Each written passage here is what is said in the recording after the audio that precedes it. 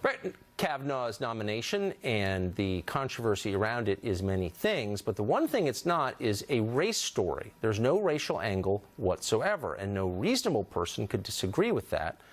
But that has not prevented the left from using it to vilify people for their skin color. April Ryan and Bill Maher said Kavanaugh being grilled for sexual assault showcased the notion somehow of something called white privilege. Watch. It was a sense of entitlement. This is mine. Right. This is mine. Oh, well, I mean, the whole thing is such a pageant. When people ask, what does white privilege mean? You know, this is a pageant of it. They didn't explain exactly what that means or how it works. Former Bush campaign strategist and ABC News political analyst Matthew Dowd went further than that. He published an op-ed demanding that, quote, white male Christians vacate their positions of power for other people. He's not doing that himself, but he did not notably advocate for genocide. A Georgetown professor called Christine Fair did do that. She recently tweeted this, quote, look at this chorus of entitled white men justifying a serial rapist's arrogated entitlement. All of them deserve miserable deaths while feminists laugh as they take their last gasps. Bonus, we castrate their corpses and feed them to swine. Yes. Georgetown has issued a statement defending Fair. Of course they have. Marjorie Clifton is the founder of Clifton Consulting, LLC, and she joins us tonight.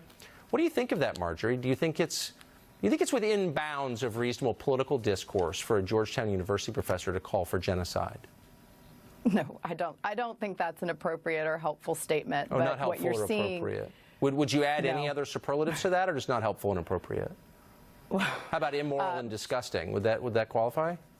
It's not creating a dialogue, and it's not adding to an environment that addresses the real heart of where a lot of people's concerns are. But hold on, wait. I'm sorry. I can't. Look, these aren't your remarks. I'm not holding you responsible for them. But I think a normal person would look at that and say, "Are you joking? What? Killing people? Can't we just say that this is like totally over the top and like calling for violence against people on the basis of their race? We're not for that, right? Or are we for that?" Yes. No, I agree. It's not appropriate, and it's not how I would talk. Well, how about disgusting? Can we do that, or is that too much? Sure. Okay. Sure. Yeah.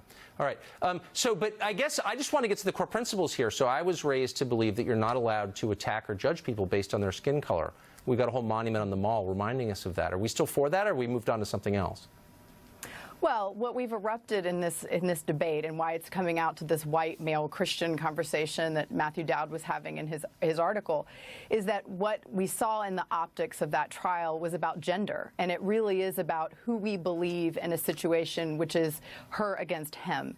And that was a very hard thing for a lot of people to have to reckon with, because what we do know is that 97% of companies are represented by white men and are not representative of the labor force. Well, but hold on, wait, hold on. Let's start at first principles here. Are we allowed to judge people on the basis of their skin color, to attack or reward them?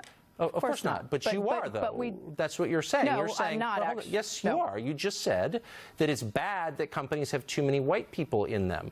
No. And I think if you were looking at this from the perspective that Martin Luther King told us to look at the world through, you would say that that's wrong, right? Or would you not? Well, what I'm going to tell you is that the workforce was largely built by white Christian men, and that's not a bad thing. It's just the reality. And when we look at issues of fairness, like we look at issues of fairness in this case, in this trial, was about who is being represented and how are we hearing it, how are we understanding it. And businesses are seeing this, that when Wait, hold on. I'm sorry. You can't keep going without explaining, because I'm not following, I'm not tracking, and I'm not just playing games. I don't get it.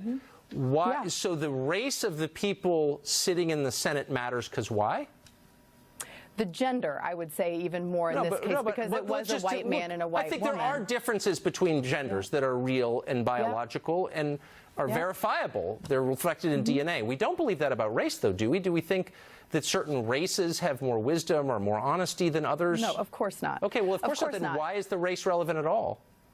Well, I think it's creating a larger conversation about diversity and who's in leadership. It's not creating a conversation. It's causing people to attack others on the basis of race, and liberals are endorsing it, including you. And I'm wondering, like, what changed? What have I missed? I did not endorse that, but what I would say is that it is erupting a lot of unhelpful conversations that are related, but not about this particular trial. Would it be fair to say to someone who attacks white men, you're not allowed to attack people on the basis of their skin color ever, period? And if you don't like attacks on other races, don't attack a race. Is that okay? Absolutely. Okay, so you would say that to Absolutely. Bill Maher and April Ryan and all these other dumb people who are going on with these racist attacks. It's okay to call them out? Yeah, I wouldn't have a conversation that way. But what I would say is that when I'm talking about representation, is that companies even see this in terms of productivity. When they increase diversity in their leadership by 10%, they see a 1% increase in earnings. That's the productivity and the reality. No, that's not actually a real statistic. It's a made-up statistic, and it's much more complicated than that. I wish we had time. You can come back to throw that statistic at me. Yeah, I don't even know what diversity means, but whatever. Thank you. It means non-white men. And that's what's hard. Well, let me be clear. I was raised by a white Christian man, and he very much understands and sees issues from a different way, like you, Tucker, who is a father of many daughters. And as we go into the workforce, well, I'm just amazed that we're all racist now. I thought we weren't, but I guess we are. No, we are. Me calling anyone racist. Well, we're attacking people on their race, so we're racist. What we are is we are human beings. We can call whatever we want. We're all George Wallace. No, okay, well, I'm out of time, unfortunately. It's a sickening conversation, but I appreciate your taking part.